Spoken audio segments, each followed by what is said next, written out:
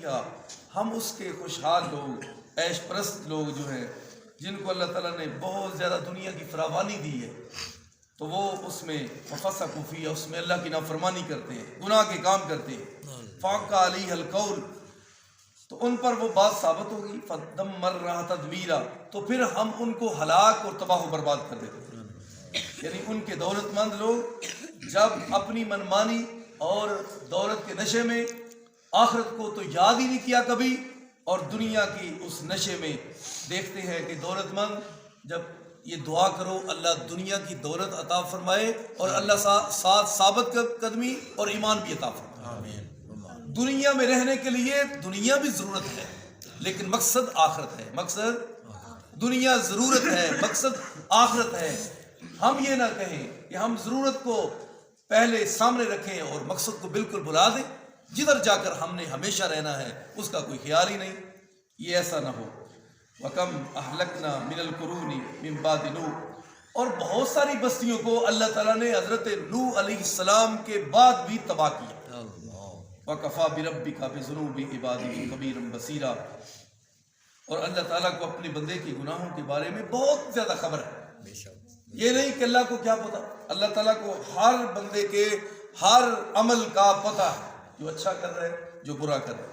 من کان یرید العاجلۃ عجلنا له فیها ما نشاء لمن نرید ثم جعلنا له جہنم، اور جو بندہ جلدی چاہتا ہے، عاجلہ یہ دنیا کے لیے استعمال ہوا ہے، ہمیشہ آخرت کے مقابلے میں دنیا آتی ہے. اور یہاں اللہ تعالیٰ نے عاجلہ کا لفظ استعمال کیا ہے کہ یہ جلدی چیز ہے، یعنی کہ سامنے جو انسان دولت مند اس کی وہ چیز سامنے آ جاتی ہے. بعض اوقات جو بھی چیزیں وہ دنیا میں انسان کو سامنے نظر آتی ہے، اس لیے انسان سمجھتا ہے کہ سب کچھ دنیا ہے، حالانکہ دنیا نہیں. یہ چند دن کا ایک آدمی کوئی بہت بڑا سونے کا محل بھی بنا لے، 15-20 سال کتنا گزار لے گا.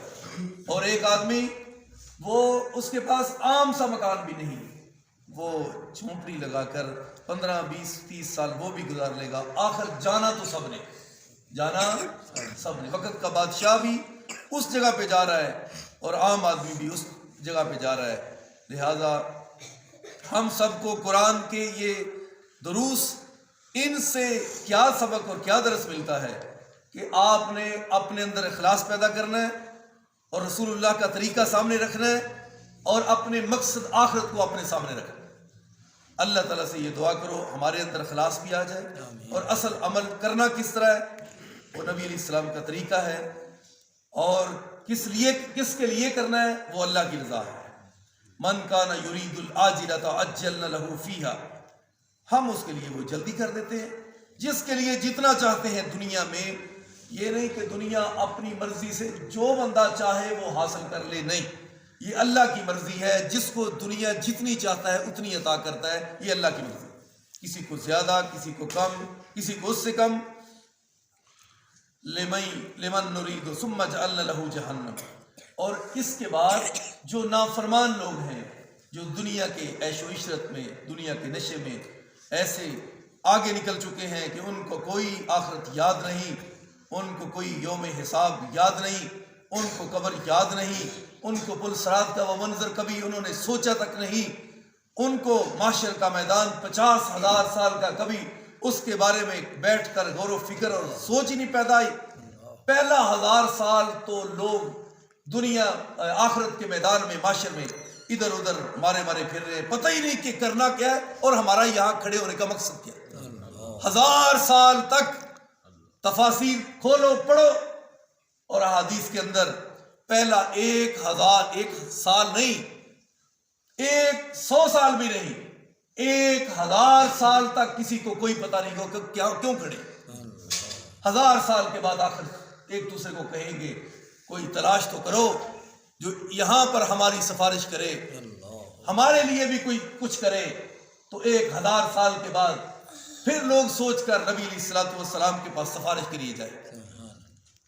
لہذا دنیا اس کے مقابلے میں کیا ہے کہ یہاں کتنی عمر ہو سکتی ہے، زیادہ بھی کسی کی ہو تو کیا ہوگی 80-90 سال، کیا اس سے زیادہ تو نہیں. وہ بھی اگر ہو لیکن کسی کو کوئی علم نہیں. چاہے تو بچہ پیدا ہو تو لے جائے, چاہے تو 10 سال کا کر کے لے جائے, چاہے تو 20 سال کا جوان کر کے لے جائے, چاہے تو 25 30 35 40 سال کا. اور یہ بھی ذہن میں نہ رکھو کہ صحت مند ہوں, بالکل ٹھیک ہوں, مجھ کو کون سی موت آئے. یہ بھی ذہن سے نکالیں.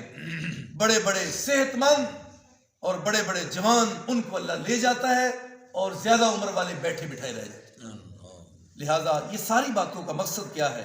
اللہ تعالیٰ نے فرمایا ومن اراد الآخرۃ, اور جو آخرت کا ارادہ کرتا ہے, وسعی لہ سعیہا, اور اس کے لیے کوشش بھی کرتا ہے, وہو مومن, تو ہے بھی پکا مومن, فاولئک کان سعیہم مشکورا.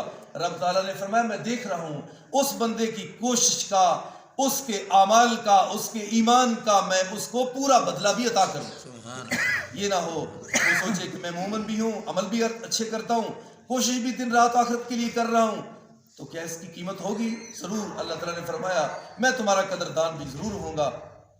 کلن نمد ہؤلاء وہؤلاء من عطاء ربک, ہر ایک کو ہم اس کو بھی مدد دیں گے, اس کو بھی اللہ تعالیٰ فرماتے ہیں مدد دیں گے.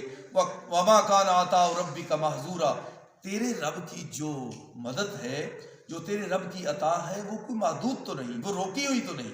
اللہ تعالیٰ جس کو جتنا چاہتا ہے عطا کر دیتا ہے. انظر کیف فضلنا بعضهم علی بعض, دیکھیے ہم کس طرح ایک دوسرے کو بعض پر فضیلت دیتے ہیں. یہ ہماری مرضی ہے.